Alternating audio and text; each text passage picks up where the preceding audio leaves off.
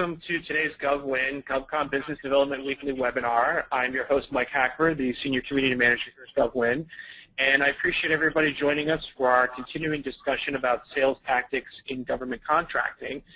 We've already had a chance to hear from James Baker, Hillary Fordich, and today we get to hear from Mark Amtower, and next week, Guy Timberlake. So appreciate everybody tuning in, and if you want to submit questions, use the GoToWebinar control panel.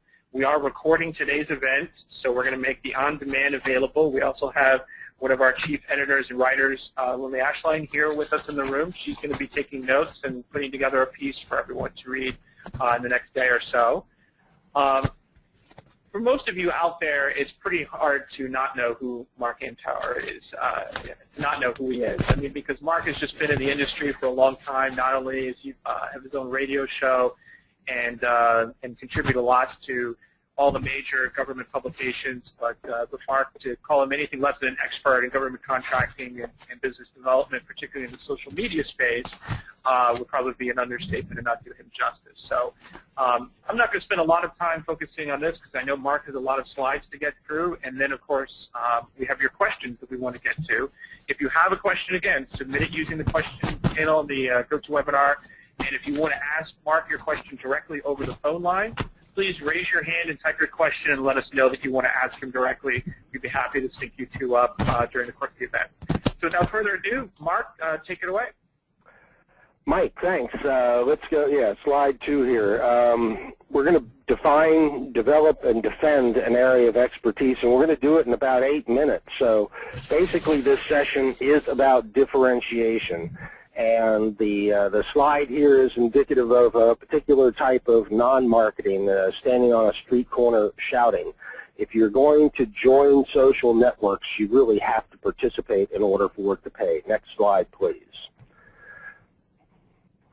Thank you.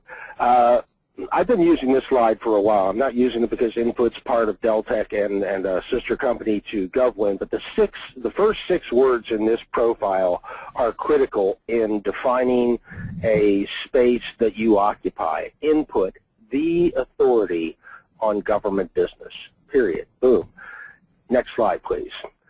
This information should be on each employee's profile, a set sentence, a set paragraph about the company that consistently differentiates you through each employee profile as well as a company profile on LinkedIn. So the first thing to do is to make sure that the company profile is set, and then make sure that the employee profile reflects the company's position in the market. Then the employee can emphasize their critical role, their duty at that company. And on every LinkedIn profile, you have the ability to link back to the company website. You've got to do that. Next slide, please. Let's skip this one. Go to the next. Thank you. We're covering the same thing on the last slide. You have to define in narrow terms, but terms that resonate with the niche you occupy in the government market, exactly what your competitive advantage is. Input, what's the line again? The authority on government business. Boom. All right, but once you make that claim, you have to substantiate it. You have to offer evidence via the work you've performed, which you can put in your LinkedIn profile. You can link to your blogs, your webinars, etc. But you have to be able to substantiate the claim. Okay, so you start by defining this on your website, then your social networking opportunities, LinkedIn, Facebook, GovLoop, GovWin, wherever you are. On all of them and consistently on all of them. Then you support it with blogs and webinars. You can use traditional methods as well, writing articles, speaking, networking, etc. But all of this should be reflected back through LinkedIn. And the reason I use LinkedIn as a hub is I'd like to be, or I'd like to think that there's 125 million people who visit my website regularly. But, you know, I'm not delusional, at least not yet. So I use LinkedIn as the hub of my activity. Next slide, please. And on LinkedIn, I link my blogs.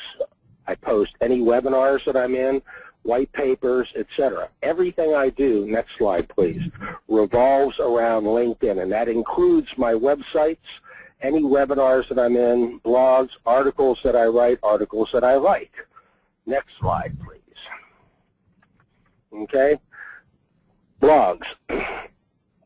These are going to be critical for some. Not everybody's going to be able to write a blog, and a lot of people have misconceptions about blogs.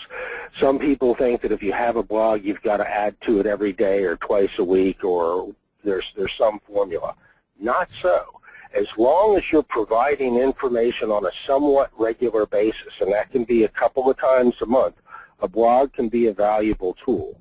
And it doesn't have to be original content. You can reference other content and comment on it. Next slide, please. Blogs and webinars both can be directly linked. Your blog can be part of your profile on LinkedIn. Your webinars should be posted throughout your groups on LinkedIn. But webinars are absolutely critical, like the one we're doing today. The fastest growing company in the government market over the last 5 years has, on average, several hundred webinars that they offer their clients every year. The company's only 7 years old, and it'll probably hit $1 billion by the middle of year 8. And that's Carasoft. Next slide, please. Press releases. Most companies have press releases, or every now and again they may get quoted in a publication. I always link my press stuff through my groups on LinkedIn. I take that share button at WashTech and I post tons and tons of stuff to all of the groups that I'm in. It may not be my article. Next slide, please. Okay? But as you deploy these tools, make certain that you're doing so not in an intrusive fashion, but in a fashion that shows that you're simply creating or adding to the knowledge base of a particular niche in the community. So the object here is to be pervasive in your community without being intrusive, especially without being too salesy. The social networks are here to be visible in, not to sell through. Hopefully, your contributions will help build your pipeline. Next slide, please. And if you don't generate your own content on a regular basis, share the content that you find. If you read WashTech or any of the trade journals, or if you find a blog that's particularly interesting, link to it. Next slide, please. So on Monday, I found this article at Washington Technology. Dell Tech moves forward with FedSource's input integration. They're merging these two wonderful databases into one extraordinary tool. And you'll see at the top of that slide, you can tweet this, you can recommend it. It'll show up on your Facebook page if you recommend it. Next slide, please. At the bottom of the article, you have the ability to share this page with LinkedIn, Facebook, Twitter, your Google groups, etc. So whenever I see an article like this, I use the LinkedIn button. I click on that, and you have several options when you do this, and I apologize for not taking a snapshot of that page, but basically you can send it to individuals, you can post it in that little Twitter-esque box, but what I do is post it into groups. So there's a group button there.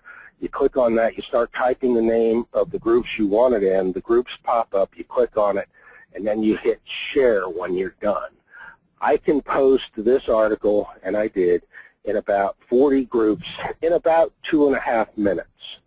So it's valuable information for the community. My name, my picture is next to the post, so I'm being pervasive without having generated the content myself. Next page, please. Can I have the next slide? Yeah, right there. All right, so this is one of the groups I posted in, the Government Market Master Group on LinkedIn. Mark's recent updates, you'll see the top one there, Dell Tech integrates FedSources. Next slide, please.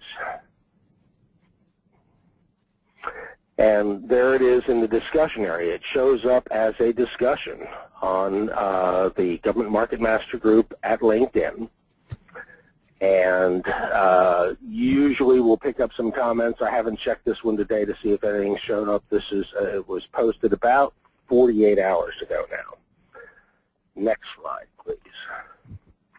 So, closing thoughts here. If you want to be successful using social media, you do not simply join and sit there and wait for something to happen. You've got to participate. And participating on a regular basis allows you to become more visible in that particular community and more valuable to that community. You'll attract attention, you'll get more connections, more people wanting to connect with you, and you'll probably pick up business as a result. Next slide, please. So, quick recap. Define your area of expertise carefully. Make certain that it's clearly enunciated and strongly enunciated on your company profile. Use that information consistently throughout your employee profiles. Share content that you develop with blogs and webinars, your press clippings or your press releases. If you're not generating content yourself on a regular basis, find pertinent articles for that community and share the other content. It's a very simple process. Add value on a regular basis, and if you're on LinkedIn, and I certainly hope you are, join the Government Market Master Group. We do a lot of interesting things there, and that Input has a great group in there as well. Am I in my 10-minute time frame? I think so. Thank you for your time and your attention.